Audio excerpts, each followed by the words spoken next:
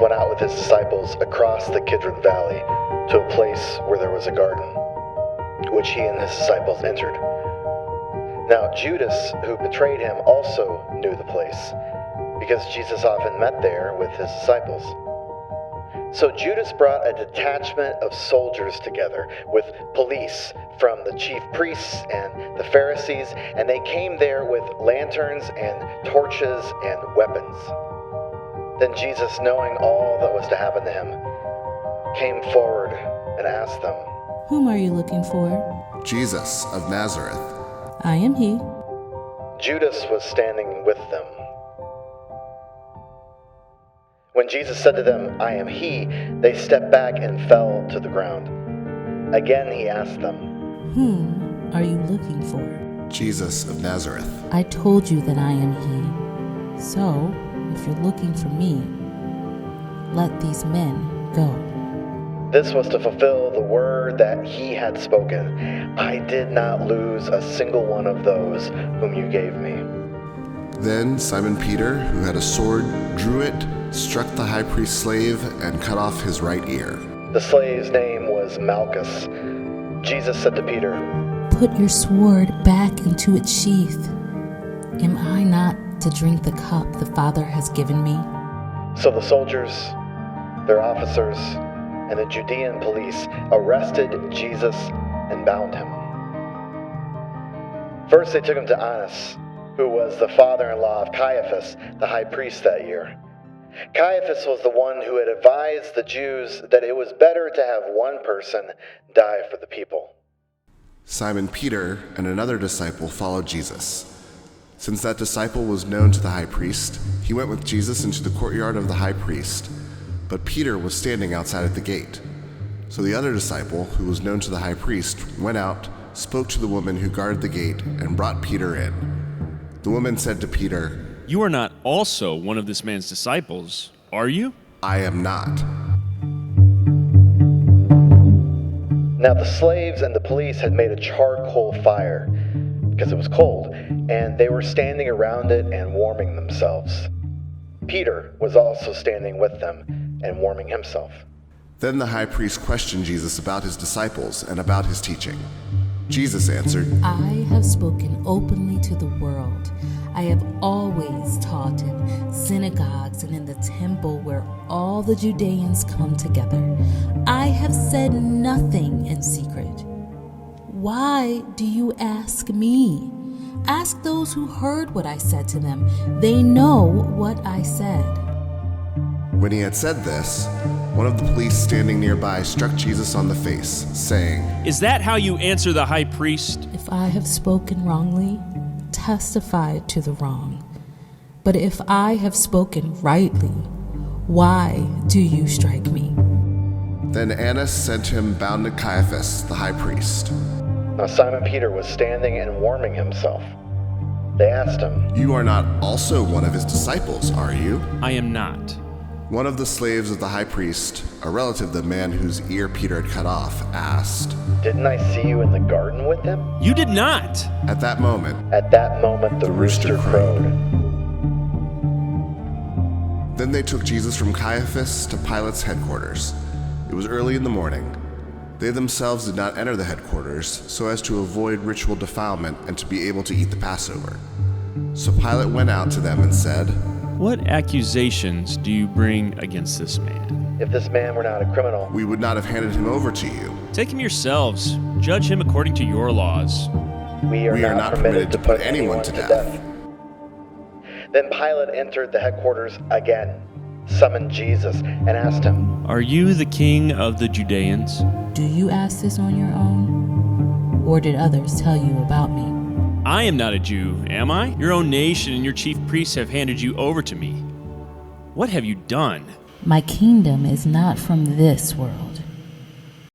If my kingdom were from this world, my followers would be fighting to keep me from being handed over, but as it is, my kingdom is not from here." "So you are a king?" "You say that I am a king. For this I was born, and for this I came into the world, to testify to the truth. Everyone who belongs to the truth listens to my voice.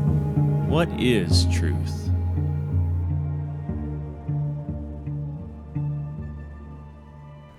After he had said this, Pilate went out to the Jews again and told them, I find no case against him, but you have a custom that I release someone for you at the Passover.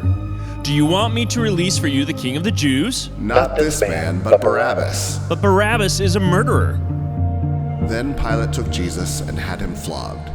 And the soldiers wove a crown of thorns and put it on his head, and they dressed him in a purple robe. They kept coming up to him, saying, Hail, King of the Judeans! And striking him on the face.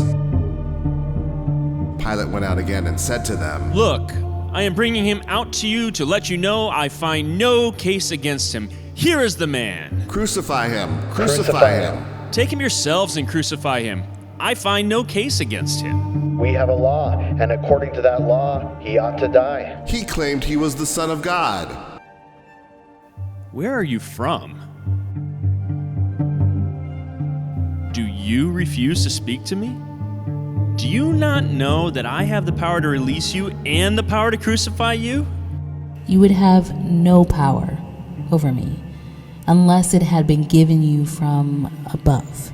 Therefore, the one who handed me over to you is guilty of a greater sin. If you release this man, you are no friend of the emperor.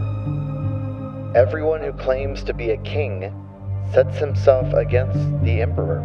When Pilate heard these words, he brought Jesus outside and sat on the judge's bench at a place called the Stone Pavement, or in Hebrew, Gabbatha. Now it was the day of the preparation for the Passover, and it was about noon. He said to the Judeans, Here is your king. Away with him. Away with him! Away with with him! Crucify him! Crucify him. Shall I crucify your king? We have no king but the emperor. So they took Jesus, and carrying the cross by himself, he went out to what is called the place of the skull, which in Hebrew is called Golgotha. There they crucified him, and with him 2 others, one on either side, with Jesus between them. Pilate also had an inscription written and put on the cross. It read, Jesus of Nazareth, the King of the Judeans. Many of the Jews read this inscription because the place where Jesus was crucified was near the city, and it was written in Hebrew, in Latin, and in Greek. When the soldiers had crucified Jesus, they took his clothes and divided them into 4 parts, one for each soldier. They also took his tunic. Now the tunic was seamless, woven in one piece from the top. So they said to one another, Let us not tear it, but cast lots for it to see who will get it. This was to fulfill what the scripture says, They divided my clothes among themselves, and for my clothing they cast lots. And that is what the soldiers did. Meanwhile, standing near the cross of Jesus were his mother and his mother's sister, Mary, the wife of Clopas, and Mary Magdalene.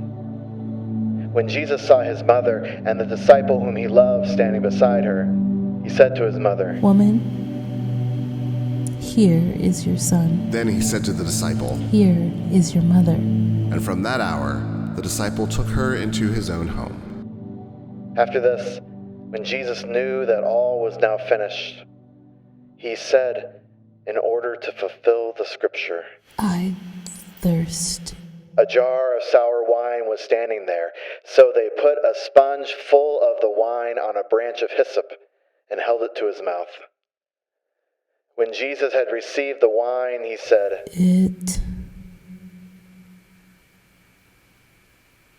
is finished. Then he bowed his head and gave up his spirit. Since it was the day of preparation, the Jews did not want the bodies left on the cross during the Sabbath, especially because that Sabbath was a day of great solemnity. So they asked Pilate to have the legs of the crucified men broken and the bodies removed. Then the soldiers came and broke the legs of the first and of the other who had been crucified with him. But when they came to Jesus and saw that he was already dead, they did not break his legs.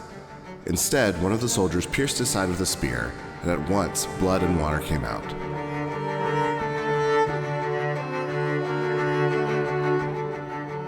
He who saw this has testified, so that you may also believe. His testimony is true, and he knows that he tells the truth. These things occurred so that the scripture might be fulfilled. None of his bones shall be broken. And again, another passage of scripture says, they will look on the one whom they have pierced. After these things, Joseph of Arimathea, who was a disciple of Jesus, though a secret one, because of his fear of the religious authorities, asked Pilate to let him take away the body of Jesus. Pilate gave him permission, so he came and removed his body. Nicodemus, who had at first come to Jesus by night, also came, bringing a mixture of myrrh and aloes, weighing about 100 pounds. They took the body of Jesus and wrapped it with the spices in linen cloths, according to the burial custom of the Jews. Now there was a garden in the place where he was crucified, and in the garden there was a new tomb, in which no one had ever been laid. And so, because it was the Jewish day of preparation, and the tomb was nearby, they laid Jesus there. This is the gospel of the Lord.